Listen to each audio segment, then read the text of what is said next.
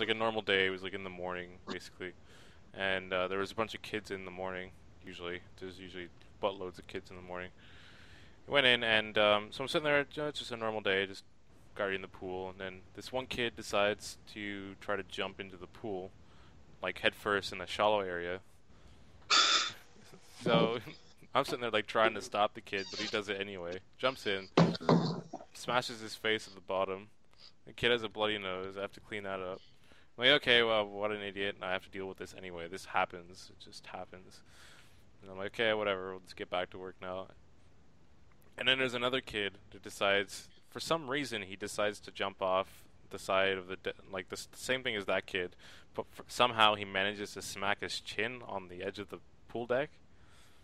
So this kid has like huge like cut in his chin. So this was like probably within the span of an hour, I'd say. And then I'd say probably another hour later, this one kid decides, okay, well, I don't feel good. I'm just gonna projectile vomit all over inside of the pool.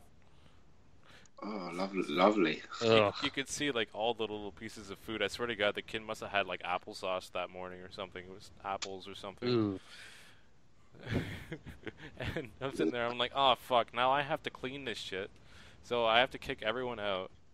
I have to go get a net, and I've sit there for like 45 minutes to an hour, like cleaning out the pool, cleaning all the vomit out of the pool. And then okay, I was like, okay, it's done.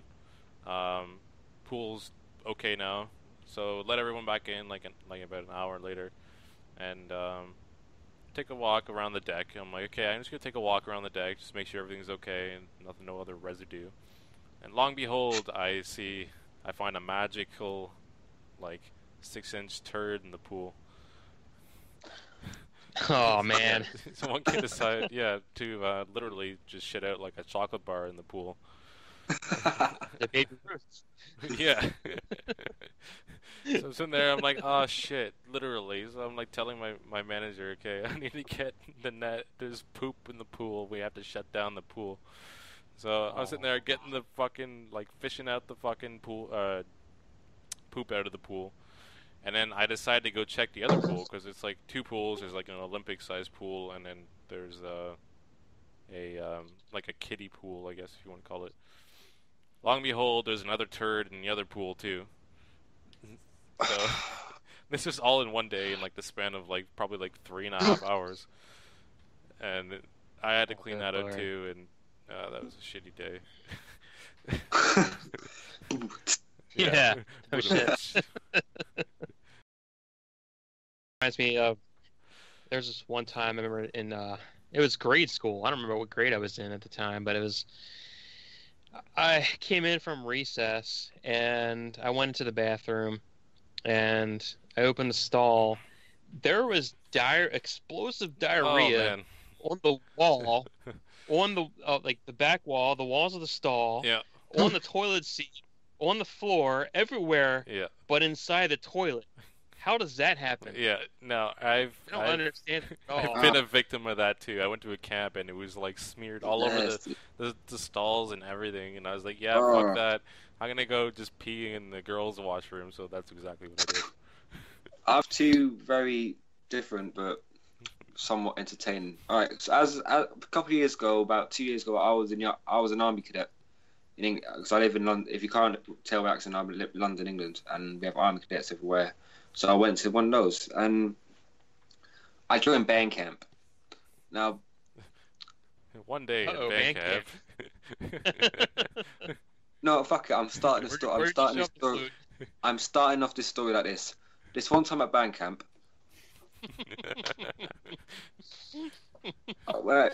so this is the thing. I paid £50-60 to go on this camp because it's not free. You have to pay for it. And I was also meant to perform there, and the prize was about £300 cash. So I thought, all right, brilliant. So 2 weeks prior, I'm joking about having a few drinks, and then I must have ate this dodgy chicken or something dodgy. I'm feeling fine until the next week. I feel a bit dodgy in the stomach, and then 3 days pass. I'm still feeling a bit dodgy. The prior, I realised I have the runs.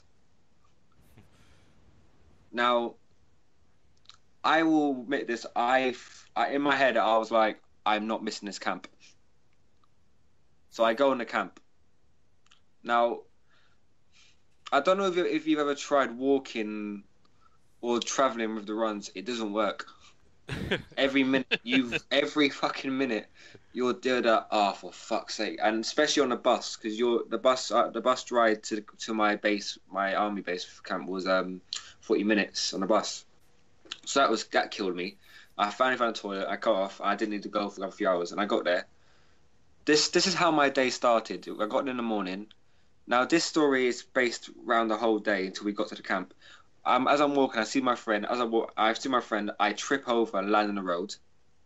That's just one little bit. I trip over. All I hear from a bunch of people is the biggest laugh ever. I look over and my mate's just staring at me, pointing, laughing his fucking head off. That was part one. Part two was a 2-hour fucking bus ride or coach ride to the camp, which from London to, I think it was Birmingham. And that was long. It wasn't nice. We had to stop off everywhere. Now, this is the part that I found weird. Obviously, you've seen American Pie, you've seen things like that. And there's a very stereotypical thing, like this was our band camp, or that. This was my first 10 minutes at band camp. I walk into the toilet. A boy comes out the shower. He starts fucking doing the windmill. with his dick and he said the words, "Come and join me." I then proceed to walk out the fucking toilet into my billet where I thought, okay, I'll get a bit of sleep. There's a fat guy just playing the fucking trumpet, just walking around the thing, it's going boom, boom, boom, boom, boom, everywhere, and I'm just here like looking at my mate saying, "What the fuck have you brought me to?" That was my first experience of band camp, literally. Come join me, we'll be windmills together. There was a guy that was known as the Phantom Shitter because he went around during recess time. Nobody knew who he was, and he would poop either in the fountain or near a fountain during recess. And this went on for like the whole year, and no one found out who it was. And like the announcers would come on, they'd be like, "The Phantom Shitter strikes again in this hallway." What? There's a giant turd in the fucking fountain, the water fountain.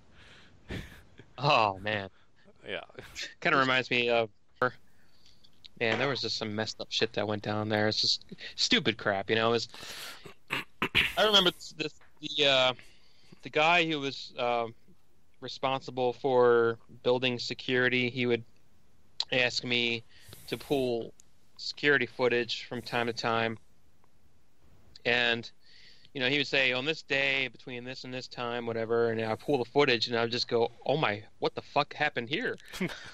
There was just the company I worked for was a pharmaceutical returns company. So any of the expired pharmaceuticals from the pharmacies and then from the manufacturers, they would be sent to this company for destruction.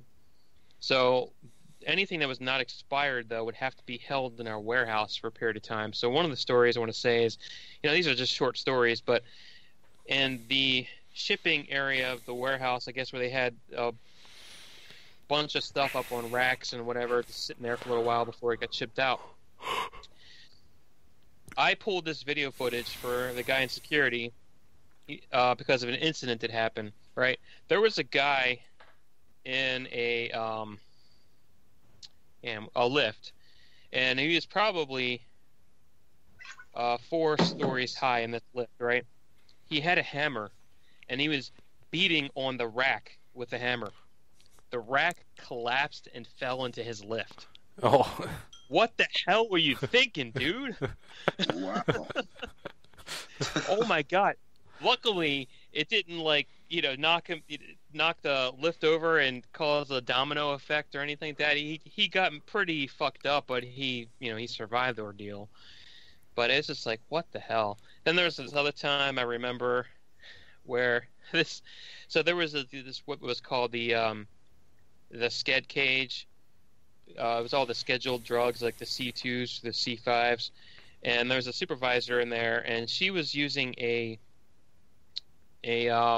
pallet jack. So it wasn't a forklift, but it was a pallet jack, one that you would walk behind and you can, jack and whatever. So she was operating that, and it got out of control on her. And she knocked over all of the fucking racks and the skid cage. Shit was everywhere. And she was running around the camera like, oh my god! It was the funniest damn footage. I was like, holy shit, dude. What the fuck? Jeez. Yeah. It was crazy. And then Alright, guys. Thank you so much for joining us today. I want to give a big thank you for Morxeton and John for coming along this podcast, this video. Honestly, guys, thank you for coming along. It's been really good fun. I've enjoyed it. We came up with some very weird improvisation. Very weird. Thanks for having me on. It was a lot of fun, man. Please, I appreciate it. If anyone's watching this, please just make an animation of it. I want to see how that looks. Get someone to do it. Alright, guys. No, giant rods from the sky. That's just messed up. All right. I'm sure. Alright, guys, thanks for watching. Make sure, please hit the like button. It helps me out and Twitch and Snake a lot. I'm becoming a Twitch Snake today, and I'll see you guys in a bit. Be safe. Bye bye.